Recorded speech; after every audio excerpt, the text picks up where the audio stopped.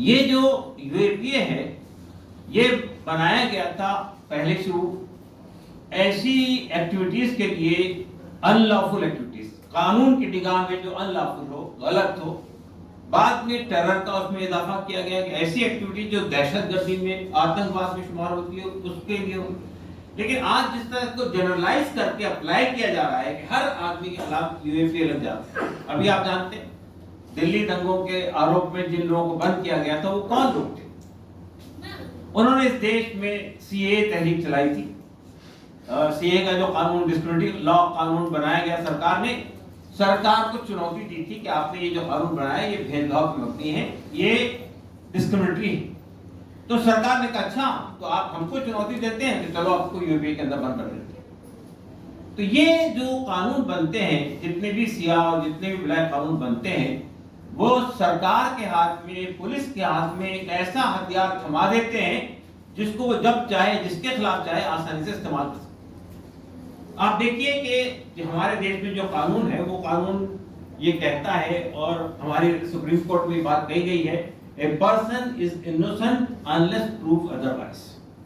ایک آدمی چاہے وہ گرفتار ہو جائے، جیل میں چلا جائے، وہ معصوم ہے، بے گناہ ہے، جب تک کہ اس پہ الزام ثابت نہ ہو جائے. یو اے پی کے قانون میں اس کی پریبھاشا بدل جاتی ہے. A person is a guilty unless proof otherwise. یہ آدمی مجرم ہے یا اس کے برخلاف کوئی چیز ثابت ہو جائے. آپ اندازہ لگائیے کہ ہمارے دیش کے جو قانون ہے اس میں بیل کے سلسلے میں یہ کہا جاتا ہے بیل از اے رول، جیل از ایکسیپشن. اور بیل کے سطح پر یہ پولیس کو اس نے الزام لگایا، اس کو ثابت کرنا پڑتا ہے بیل کے سطح پر کہ یہ آدمی مجرم ہے، یہ آدمی ملزم، یہ آدمی مجرم ہے. لیکن یو اے پی کے قانون کے اندر جو جس کو پھنسایا گیا اس کو ثابت کرنا پڑتا ہے کہ میں مجرم نہیں.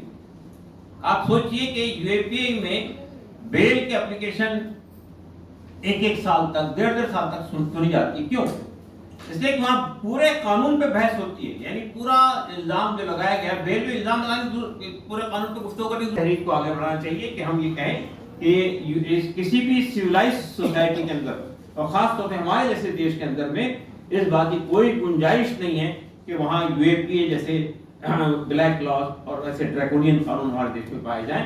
ایسے جتنے ڈریکونین لا ہیں، چاہے وہ مکو کا ہو، چاہے گجکو کا ہو، چاہے ایفپا ہو، چاہے یو اے پی اے ہو، ان سب کو ختم ہونا چاہیے تاکہ ہم اپنے ڈیموکریسی کو ریسٹور کریں. دھنیہ واد.